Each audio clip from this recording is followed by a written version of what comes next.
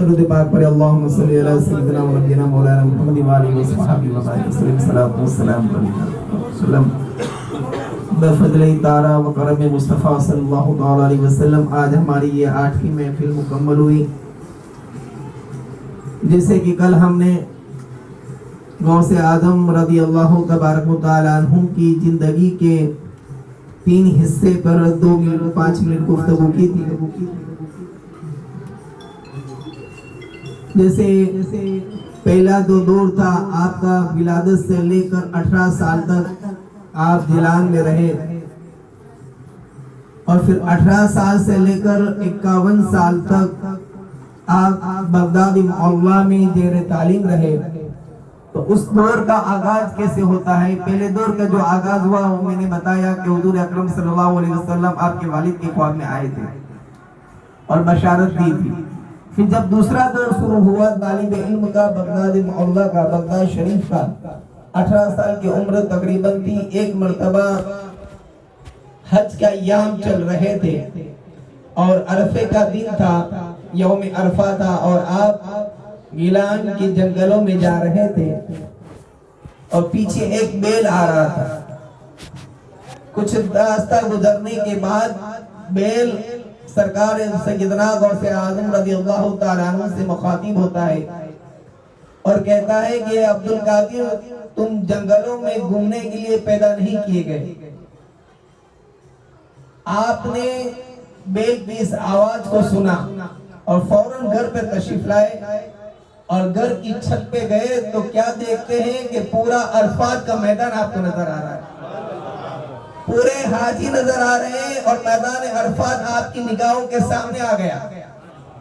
فوراً آپ نیچے اترتے ہیں اور اپنی والدہ ماجدہ سے کہتے ہیں کہ اب میں علم سیکھنے کے لیے باہر جاؤں گا، بغداد کا سفر کروں گا. یہ آپ کے دوسرے سفر کا آغاز ہوتا ہے اور 51 سال کی عمر تک آپ علم دین سیکھتے رہے اور اپنے غلاموں کو، اپنے ماننے والوں کو، اپنے عقیدت مندوں کو اس سے درس دیا کہ علم سیکھنے کی کوئی عمر کی قید نہیں ہے. اور 51 سال سے لے کر 52 سال سے لے کر 92 سال تک، یعنی 40 سال مسلسل آپ درس و تدریس، دینی کاموں کو، فرائض کو انجام دیتے رہے اور مصطفیٰ کریم علیہ السلام کی شریعت کو پھیلاتے رہے.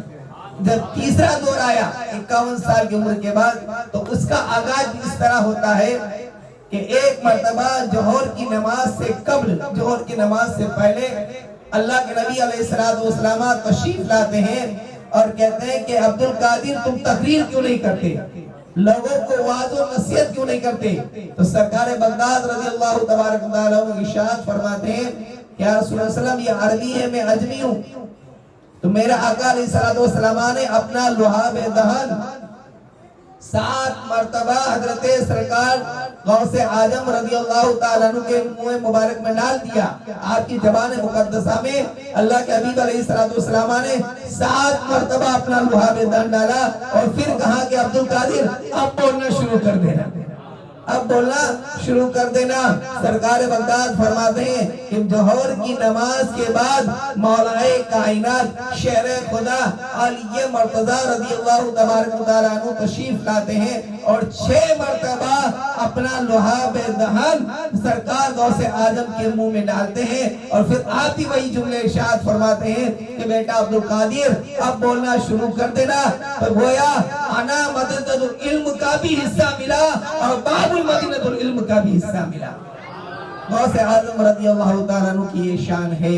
اور میں روزانہ ایک بات آپ کو ہمیشہ کہتا رہتا ہوں کہ یہ غوث اعظم رضی اللہ تعالیٰ عنہ کی زندگی کا سب سے بڑا سبق یہی ہے کہ آپ کے ساتھ رہنے والے خادم بتاتے ہیں کہ سرکار بغداد رضی اللہ تعالیٰ عنہ 40 سال تک عشاء کے وضو سے فجر کی نماز ادا کیا. جو ہمارا پیر، بڑا پیر اتنا پابند ہو نماز اور شریعت کا، تو ان کے چاہنے والے، ماننے والے جمعے سے جمعہ جائے تو کیسے پھر غلام عبد القادر کہہ سکتے ہیں کہ صرف جمعے کے دن ہی مسجدوں کو آباد کریں نہیں عزیزان ملت اسلامیہ، ہم غوث اعظم رضی اللہ تعالیٰ کے وہ ماننے والے، وہ عقیدت مند ہیں کہ جس طرح ہم ان کی محبت کا دم بھرتے ہیں اسی طرح ان کے فرامین پر بھی چلنے کی کوشش کریں گے اور اپنے آپ کو پکا سچا نمازی بنانے کی کوشش کریں۔ اللہ تبارک و تعالی ہمیں دارین کی دولتوں سے مالا مال فرمائے۔